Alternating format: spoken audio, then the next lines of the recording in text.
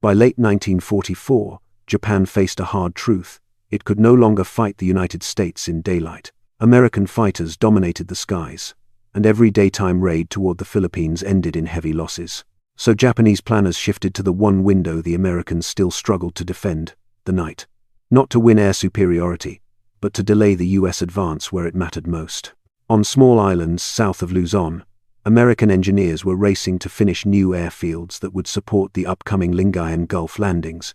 If those runways became operational on time, US fighters could shield the entire invasion force. If they were delayed, the campaign's timetable and thousands of lives would be at risk. Japan understood this perfectly. Night bombing became a strategic tool. Hit the construction sites, scatter the crews, crater the runways, and force the Americans to fight on a slower schedule. For 2 straight weeks, Mindoro Island endured near-constant raids. Searchlights and anti-aircraft guns could do little, radar coverage was thin, and the engineers worked knowing that darkness invited another attack. Everything depended on stopping Japan's night strategy. That chance arrived on December 29th, when a P-61 Black Widow, armed with a radar system the Japanese didn't know existed, climbed into the sky with Major Carroll C. Smith at the controls. Before dawn, the calculus of the night war would change. The trouble wasn't that the United States lacked aircraft. By 1944, America was producing fighters and bombers at a scale no other nation could match.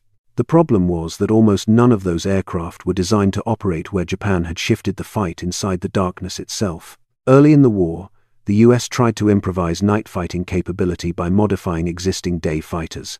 P-70 Havocs, P-40s, even P-38s were fitted with experimental radar sets and sent into service. On paper, these conversions offered a quick solution. In combat, they revealed serious limitations. Their radars were unreliable. Their cockpits weren't arranged for night interception, and their performance dropped sharply when burdened with heavy, early-generation radar equipment. Crews struggled with the basics, finding targets, maintaining visual contact, and coordinating with ground control in terrain where radar coverage was incomplete. A night raid could pass within a mile of a patrolling American aircraft and never be seen. At the same time, Japan was attacking precisely where these weaknesses mattered most. The US needed an aircraft that wasn't simply a day fighter with a radar bolted in.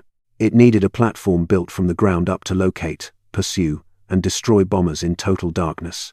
That meant 3 requirements: a radar powerful enough to detect aircraft miles away, a stable, long-endurance airframe, heavy forward-firing armament.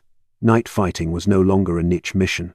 It had become a strategic necessity, especially as Japan shifted its efforts toward halting US engineering units and undermining the momentum of the Philippine campaign. This capability gap is what opened the door for something completely new: a dedicated night interceptor built around a modern radar system, with the endurance and firepower to dominate the hours when Japanese aircraft believed they were safest. When the US Army Air Forces finally committed to building a true night fighter, the requirements they laid out were unlike anything in American aviation at the time. The aircraft had to patrol for long periods at night, operate independently of ground radar, carry a crew large enough to manage both flying and interception, and strike hard enough to bring down multi-engine bombers in a single pass. The established manufacturers, Lockheed, Grumman, Douglas, were already overwhelmed by wartime production. Their design teams were tied up delivering fighters and bombers needed urgently on every front. That opened the door for a younger, smaller company, the Northrop Aircraft Corporation. Northrop had only been in existence since 1939. It was known mostly for subcontracting work and experimental designs, not frontline combat aircraft. But this unfamiliar role became an advantage. Northrop wasn't constrained by old templates or by the need to adapt an existing airframe. They were free to design an entirely new aircraft around a single mission: winning the night. Their concept broke sharply from conventional fighter design. Instead of a single engine and compact fuselage, the new aircraft would use 2 powerful Pratt & Whitney R2800 double Wasp engines, each producing 2,000 horsepower. The twin-boom layout provided stability, space for a crew of 3, and room for advanced radar equipment in the nose. The armament was equally ambitious. 4 20mm Hispano M2 cannons were placed under the fuselage for concentrated forward fire. A remotely operated dorsal turret with 450 caliber machine guns added flexibility, allowing the gunner to engage targets that maneuvered out of the pilot's line of fire. But the biggest change wasn't visible from the outside. Engineers integrated the SCR-720, a microwave radar developed in cooperation with MIT's radiation laboratory. This system offered far better range and clarity than earlier radars and allowed the aircraft to perform nearly all stages of an intercept, detection, approach, and firing, without ever seeing the target visually. The airframe supporting this technology was large by fighter standards, 50 feet in length, a wingspan of 66 feet, and a maximum takeoff weight over 29,000 pounds. Yet the unusual proportions were a direct response to the technical demands of night fighting. Space, endurance, and crew coordination mattered more at night than raw speed. Even the aircraft's appearance reflected its mission. During tests conducted by MIT, a glossy black finish proved the most effective color for evading searchlights. The paint absorbed and deflected light in ways that made the aircraft almost impossible to track visually from the ground. And once pilots began flying her, they realized the Black Widow wasn't just hard to see, she was remarkably safe to fly. Many newcomers admitted feeling a cold shiver the first time they pushed a P-61 into a moonless sky.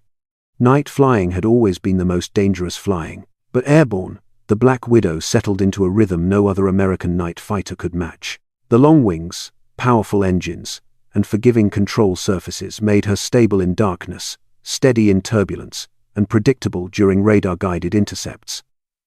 That stability mattered.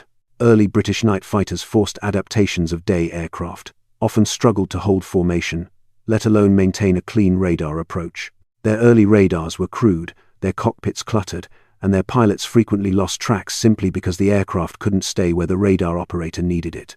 The P-61 changed that equation entirely.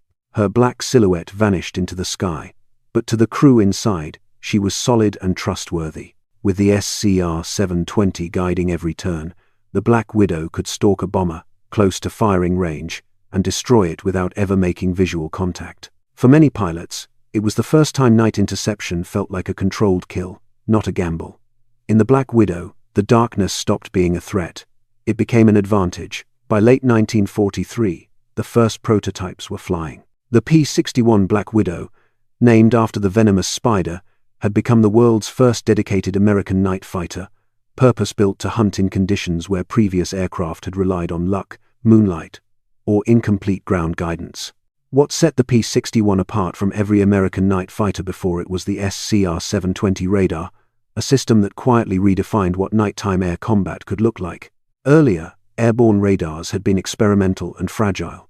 They struggled with ground clutter, offered limited range, and often produced ambiguous returns that required ground controllers to talk fighters onto their targets.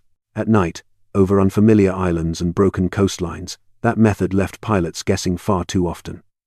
The SCR-720 changed that. Developed jointly by MIT's radiation laboratory and British scientists working on microwave technology, the SCR-720 used a shorter wavelength that dramatically sharpened its accuracy. It could detect aircraft 5 to 10 miles away, display relative altitude, and guide the crew through an intercept long before either side could see anything outside the cockpit. The heart of the system was a 30-inch helical scan antenna housed beneath a streamlined fiberglass radome in the nose. This rotating dish swept a focused beam across the sky, building a clear picture on the radar operator's scope. Instead of broad, uncertain arcs, the operators saw distinct blips with enough precision to give the pilot exact corrections, left or right, above or below, closing or diverging. Just as important, the radar featured identification friend or foe capability, reducing the risk of engaging American aircraft in the confusion of night operations. Together, these advancements allowed the P-61 crew to function as a self-contained interception team. The radar operator handled detection and tracking while the pilot maneuvered into firing position. Once the target entered the pilot's own simplified scope, the engagement could be completed without verbal guidance. For Japanese bomber crews, this technology created a blind spot they never accounted for. They flew at night specifically because they expected to be invisible. Their aircraft lacked tail warning radars, and their doctrine relied on darkness as their primary defense. Against the SCR-720, that assumption collapsed. The Black Widow did not announce its presence with searchlights or tracer fire. It did not need moonlight or visual cues. It approached silently, guided by electronic eyes that worked regardless of weather, cloud cover, or terrain. In practical terms, the radar turned night into an environment where the advantage shifted decisively to the United States. The P-61 could patrol for hours, pick out individual aircraft from miles away, and attack with precision. Japan had no countermeasure, no detection system, and no change in tactics that could undo the radar's influence. It was this silent weapon, not speed, not maneuverability, that enabled the P-61 to dominate the night skies in 1944 and 1945. And it was this same radar that Major Carroll Smith would rely on when he climbed into his aircraft on the night of December 29th, preparing to intercept a formation of bombers Japan believed could not be stopped. While the P-61 represented a major leap in nighttime interception, its impact would mean little unless it could be brought to the front where the need was most urgent. Nowhere was that need clearer than on Mindoro Island, a small but crucial link in the American drive toward Luzon. In December 1944, Mindoro was less a finished base and more a construction zone. Engineers were carving 2 new airstrips out of coral and jungle, working under tight deadlines to ensure American fighters could support the upcoming assault at Lingayen Gulf. Until those runways were operational, the entire invasion force would rely on limited, distant air cover. Japanese commanders recognized this vulnerability. Their daylight options were gone, but nighttime gave them room to maneuver. Bombers could approach at low altitude, slip past radar gaps, and force construction teams to halt work. Even minor damage, craters, shattered equipment, fuel fires, could push the American schedule back days or weeks. The scale of the problem became clear almost immediately. For 14 consecutive days, Mindoro endured persistent night raids. Some nights brought a single bomber, others brought full formations. Alarms sounded so frequently that sleeping through the night became rare.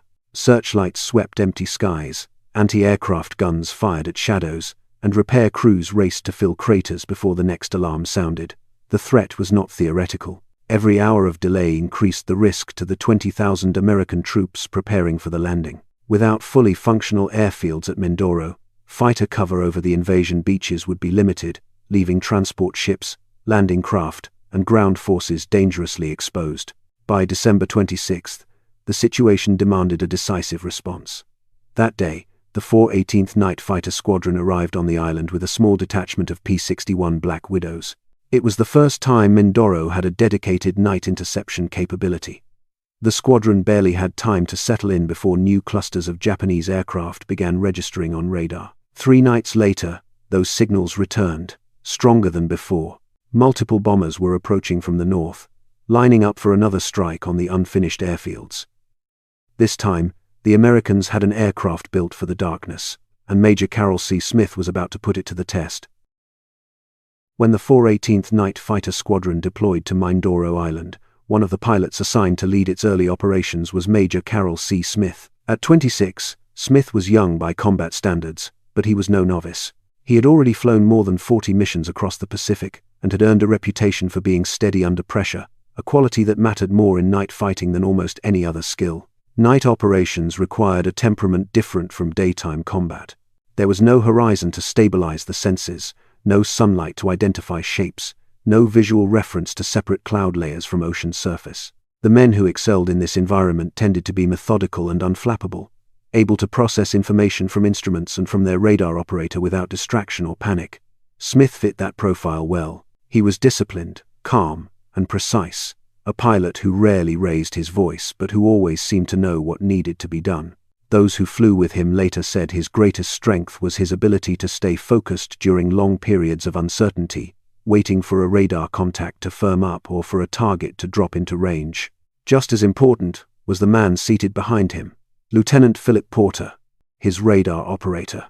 Porter had spent months mastering the SCR-720 system, an instrument that required both technical understanding and quick judgment. He and Smith had practiced countless intercept drills together, approach angles, altitude corrections, timing of turns, until their communication became second nature.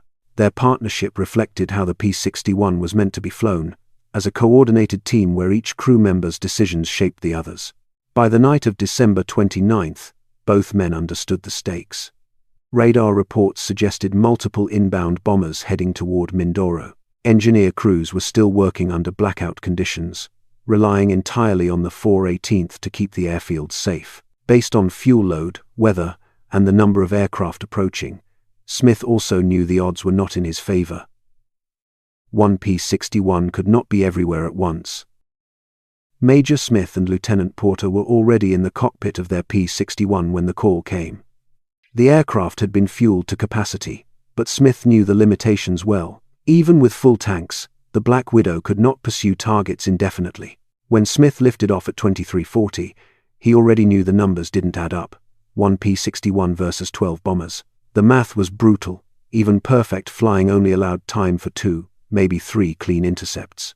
Anything less than 4 meant Japanese bombs reaching the runways, killing engineers, halting construction, and delaying the Lingayen Gulf invasion by weeks. Porter locked onto the first contact within minutes, AG-4M Betty at 8,000 feet. The bomber crew appeared unaware of the approaching P-61. Through the darkness, Smith relied entirely on the radar display until the aircraft came within a few hundred yards. Only then did faint outlines emerge, engine glow, a wing shape, the suggestion of a fuselage.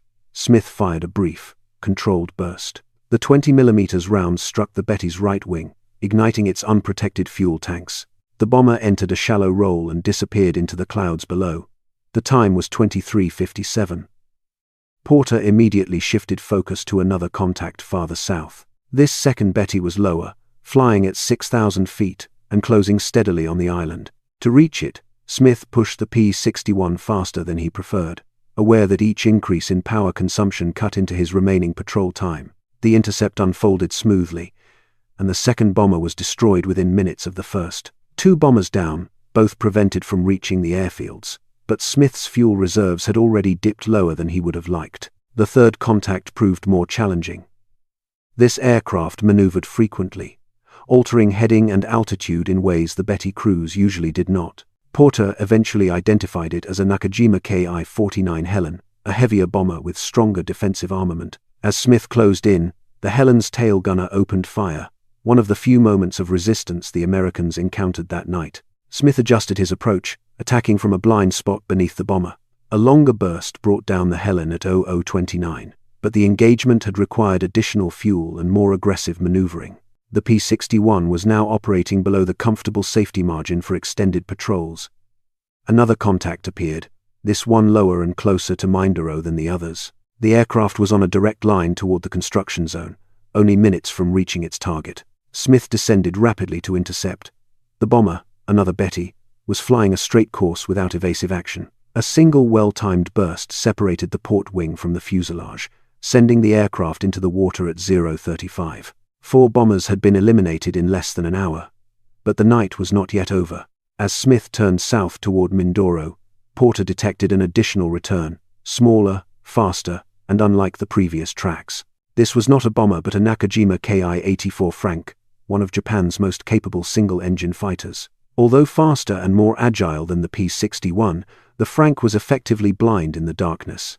Porter guided Smith into position beneath and behind the fighter, enabling a clean engagement. The Frank went down at 0:46. By now, fuel was becoming critical. Smith calculated that he had little more than 20 minutes of flight time left, barely enough to reach the airfield under ideal conditions. He set a direct course for Mindoro, relying on radar altimeter readings to descend through cloud layers as the runway came into view.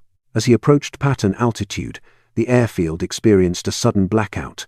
The lamps marking the runway went dark without warning. With no visual cues, Smith had to rely on instruments alone, descending carefully until the radar altimeter showed near-ground readings. The P-61 touched down harder than usual, but remained intact, rolling to a stop with only a few gallons of fuel remaining. The mission had lasted just over an hour. In that time, Major Smith and Lieutenant Porter destroyed 4 bombers and a fighter, preventing any Japanese aircraft from reaching Mindoro and allowing construction crews to work uninterrupted through the night. It was the kind of engagement the P-61 had been designed for, a combination of radar-guided precision, teamwork, and methodical execution that reshaped the balance of night operations in the Pacific. By the time Smith rolled to a stop on the Coral runway, the outcome was already reshaping the next phase of the Pacific campaign. Not a single Japanese bomber had reached Mindoro that night. For the first time in 2 weeks, The engineers working on the airfields didn't have to dive into trenches or halt construction. They simply kept working, uninterrupted, through the darkness. And that mattered far more than the number of aircraft Smith had destroyed. The airfields on Mindoro were racing against the calendar. If the runways were delayed even a few days, the entire Lingayen Gulf operation would feel the impact.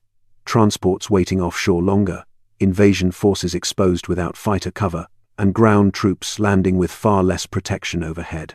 A 2-week delay would have changed the shape of the whole campaign. Instead, construction stayed perfectly on schedule. 10 days later, when American troops hit the beaches at Lingayen on January 9, 1945, P-51s and P-47s from Mindoro were already in the air, exactly as planned, providing the umbrella of fighter cover the operation needed to succeed. The events over Mindoro Island didn't turn the P-61 into a legend because of how dramatic they looked. The truth is, no one on the ground even saw the fight. What mattered was what they didn't see. No explosions on the runways, no engineers scrambling for cover, no airfields burning in the dark. And that was the point. The Black Widow's strength wasn't in the size of its cannons, the horsepower of its engines, or the shape of its twin booms. Its true power came from something the enemy never heard, never detected, and never understood until it was too late. The SCR-720 microwave radar, that quiet upgrade, buried under fiberglass in the nose, transformed night combat. It let American pilots make interceptions in conditions where no human eyesight could help. It turned darkness from a defensive shield into a battlefield Americans could dominate. And it allowed a single night fighter to take apart an entire bombing raid before the first searchlight ever switched on. The P-61 didn't win the war alone, but it closed the final gap the US had struggled with since the start of the Pacific Campaign: control of the night sky. And as for Major Carroll C. Smith, he never wrote a memoir or sought credit for what happened over Mindoro, but the record speaks for itself. 7 confirmed victories in less than 24 hours, 4 bombers in under 40 minutes, a blind landing with empty tanks, a mission that kept thousands of Americans alive. Today, only a handful of P-61s survive in museums. Their paint is faded, their radomes sealed, their engines silent. But the idea they introduced, that technology, when used with discipline and skill, can reverse the logic of a battlefield, remains as clear now as it was that night. The Black Widow didn't roar for attention, it hunted in silence.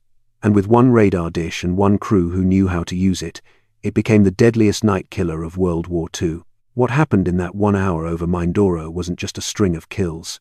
It was the moment Japan lost its last dependable window to slow the American advance.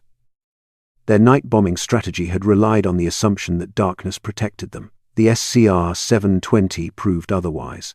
The P-61 had turned the night, their final refuge, into hostile territory. And after December 29th, Japanese crews knew it.